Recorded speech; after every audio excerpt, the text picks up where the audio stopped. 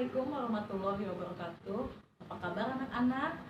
Jumpa lagi dengan Ibu pada pelajaran Bahasa Indonesia kelas 8. Pada hari ini kita akan masuk kepada bab 8 yaitu teks persuasif.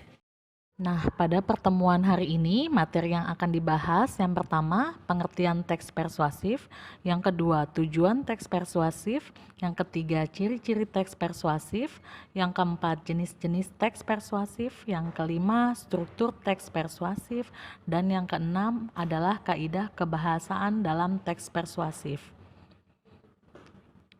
Baik, kita mulai dari pengertian teks persuasif. Istilah persuasi berasal dari bahasa Inggris persuasion yang diturunkan dari kata to persuade yang artinya membujuk atau meyakinkan. Ada juga yang mengatakan bahwa teks persuasi bersifat membujuk secara halus. Teks persuasi isinya berupa ajakan ataupun larangan. Teks persuasi juga berisi saran.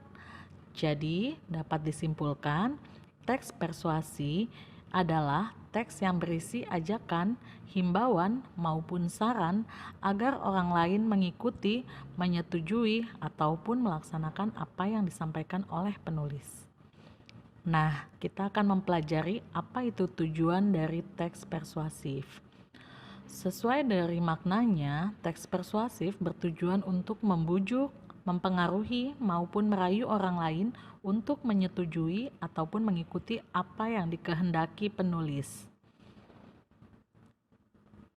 Adapun ciri-ciri dari teks persuasif, yang pertama, teks persuasif berisi argumen yang disertai data dan fakta. Apa itu argumen? Argumen adalah alasan penulis dalam mengemukakan pendapat atau opini. Jika didukung data atau fakta, maka argumen yang disampaikan akan lebih meyakinkan pendengar maupun pembaca. Yang kedua, ciri-cirinya adalah berusaha untuk meyakinkan orang lain. Yang ketiga, berisi ajakan, bujukan, himbauan, maupun larangan dan saran.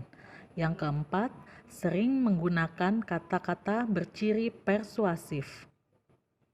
Seperti hendaklah, sebaiknya, hindarilah, lakukanlah, dan lain sebagainya. Nah, selanjutnya kita akan belajar jenis-jenis teks persuasif. Yang pertama ada persuasi politik, yang kedua ada persuasi pendidikan, yang ketiga ada persuasi advertensi, dan yang keempat ada persuasi propaganda. Kita akan bahas satu persatu ya. Persuasi politik adalah digunakan oleh orang-orang yang berkecimpung di bidang politik dan kenegaraan, misalnya untuk mempengaruhi pilihan politik kita. Yang kedua, persuasi pendidikan biasanya untuk mencapai tujuan dalam bidang pendidikan. Yang ketiga, persuasi advertensi atau yang kita sering sebut dengan iklan, biasanya untuk kepentingan komersil atau usaha memasarkan produk atau jasa. Dan yang keempat, persuasi propaganda biasanya digunakan untuk mempengaruhi pro dan kontra seseorang terhadap suatu hal. Baik, sudah paham ya tentang jenis-jenis teks persuasif? Sekarang kita akan belajar tentang struktur teks persuasif. Struktur teks persuasif itu terdiri dari pengenalan isu, rangkaian argumen, pernyataan ajakan, dan penegasan kembali. Pengenalan isu. Pengenalan isu adalah bagian teks yang menginformasikan isu atau masalah yang akan diulas. Jadi pengenalan akan ada di awal sebagai pengantar dalam sebuah teks. Yang kedua, rangkaian argumen itu berisi pendapat, fakta, dan data-data perihal isu atau masalah yang telah dikemukakan di awal. Yang ketiga, pernyataan ajakan, berisi kalimat-kalimat ajakan yang merupakan inti dari teks persuasi itu sendiri. Yang keempat, penegasan kembali. Penegasan kembali terhadap argumen-argumen yang telah disampaikan dan biasanya ditandai dengan kata-kata dengan demikian, maka, demikianlah, oleh karena itu, dan masih banyak lagi. Lalu, kaidah kebahasaan dalam teks persuasif. Kaidah kebahasaan dalam teks persuasif yang pertama menggunakan kata bujukan seperti penting, harus, sepantasnya, dan yang kedua menggunakan kata kerja imperatif seperti jadikanlah, hendaknya, waspadalah. Lalu yang ketiga menggunakan kata-kata teknis atau peristilahan yang berkenaan dengan topik yang kita bahas. Misalkan membahas tentang bahaya rokok, maka kata-kata teknis atau peristilahannya akan berkenaan dengan rokok. Misalkan nikotin, atau perokok aktif, atau perokok pasif, dampak negatif, dampak positif. Nah, hal-hal seperti itu berkenaan dengan topik yang dibahas.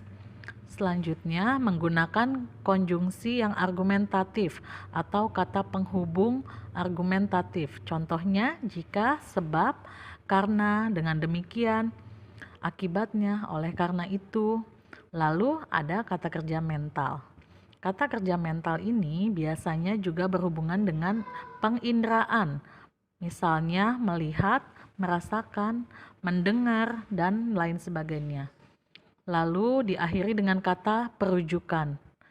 Contoh katanya, berdasarkan data dari WHO misalkan. Lalu yang kedua, merujuk pada surat kabar ABC.